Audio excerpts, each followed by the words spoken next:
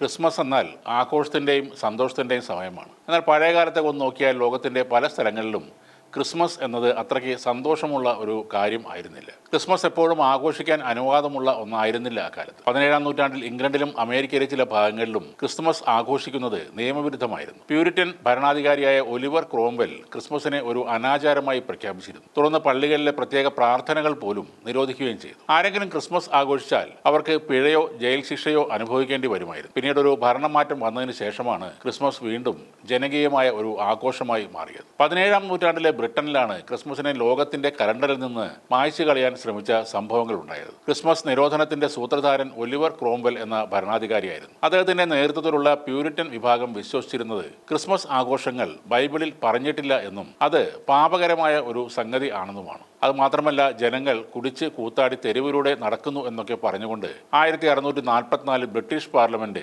ഔദ്യോഗികമായി തന്നെ ക്രിസ്മസ് നിരോധിച്ചു. അലങ്കാരങ്ങളും തോരണങ്ങളും പാടില്ല, മാംസം വറുക്കരുത്, വൈൻ കുടിക്കരുത്, ഇങ്ങനെയുള്ള നിരോധനം വന്നതോടെ ബ്രിട്ടനിലെ തെരുവുകളിൽ നിന്ന് ക്രിസ്മസ് മണം തന്നെ അപ്രത്യക്ഷമായി. അന്നത്തെ കർശനമായ നിയമപ്രകാരം ഡിസംബർ 25-ന് പള്ളികൾ അടച്ചിടണം, കടകൾ നിർബന്ധമായും തുറക്കണം, ആരെങ്കിലും അവധി എടുത്താൽ അവർക്ക് പിഴ ഈടാക്കും. വീടിന്റെ വാതിലുകളിൽ പച്ചിലകളോ തോരണങ്ങളോ ഒന്നും തൂക്കാൻ പാടില്ല. ഏറ്റവും രസകരമായ കാര്യം, സൈനികർ തെരുവിലൂടെ നടന്ന് വീടുകളിൽ നിന്ന് മാംസം പൊരിക്കുന്ന മണം വരുന്നുണ്ടോ എന്ന് പരിശോധിക്കുമായിരുന്നു. എവിടെയെങ്കിലും ക്രിസ്മസ് വിരുന്നിനായി ഭക്ഷണം തയ്യാറാക്കുന്നുണ്ടെങ്കിൽ സൈന്യം അത് പിടിച്ചെടുക്കും. എന്നാൽ ഒരു വശത്ത് സൈന്യം ഇങ്ങനെ പരിശോധന നടത്തുമ്പോൾ മറുവശത്ത് ജനങ്ങൾ രഹസ്യമായി പ്രാർത്ഥനകളും ചെറിയ വിരുന്നുകളും നടത്തിയിരുന്നു. ഈ നിരോധനത്തിൽ സഹികെട്ട ജനങ്ങൾ പലയിടത്തും ലഹളയുണ്ടാക്കി. കാൻറ്റർബറിയിൽ ക്രിസ്മസ് ആഘോഷിക്കാൻ അനുവദിക്കാത്തതിൽ പ്രതിഷേധിച്ച് ജനങ്ങൾ നഗരം പിടിച്ചെടുക്കുകയും ചെയ്തു. ക്രിസ്മസ് വേണം എന്ന് മുദ്രാവാക്യം വിളിക്കുകയും ചെയ്തു. ഈ പ്രതിഷേധങ്ങൾ പിന്നീട് റീസ്റ്റോറേഷൻ എന്നൊരു പ്രക്രിയയിലേക്ക് നയിക്കുകയും ചെയ്തു. 1660-ൽ ചാൾസ് രണ്ടാമൻ രാജാവായി തിരിച്ചെത്തിയതോടെയാണ് ക്രിസ്മസ് അതിന്റെ പഴയ പ്രതാപത്തോടെ തിരിച്ചു വന്നത്. ഏതാണ്ട് 17 വർഷത്തോളം നീണ്ടുനിന്ന ഇരുണ്ട ക്രിസ്മസ് കാലത്തിന്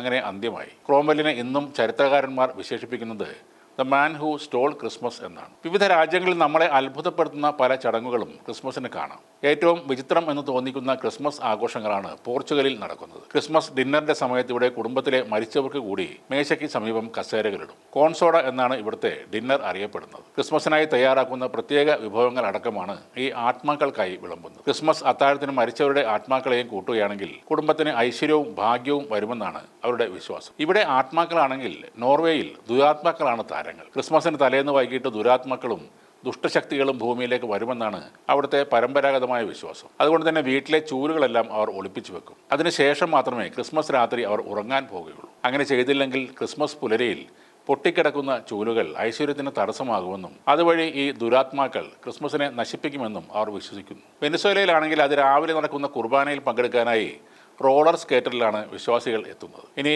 ചെക്ക് റിപ്പബ്ലിക്കിലാണെങ്കിൽ ക്രിസ്മസിന് വൈകുന്നേരം അവിവാഹിതരായ സ്ത്രീകൾ വാതിലിന് സമീപം നിന്നുകൊണ്ട് തോളിന് മുകളിലൂടെ അവരുടെ ഷൂവിൽ ഒരെണ്ണം എടുത്തെറിയും. ആ ഷൂവിൻ്റെ മുകൾ ഭാഗം വാതിലിന് അഭിമുഖമായി വന്ന് വീണാൽ അതിനർത്ഥം അവർ ഒരു വർഷത്തിൽ വിവാഹിതരാകുമെന്നാണ്.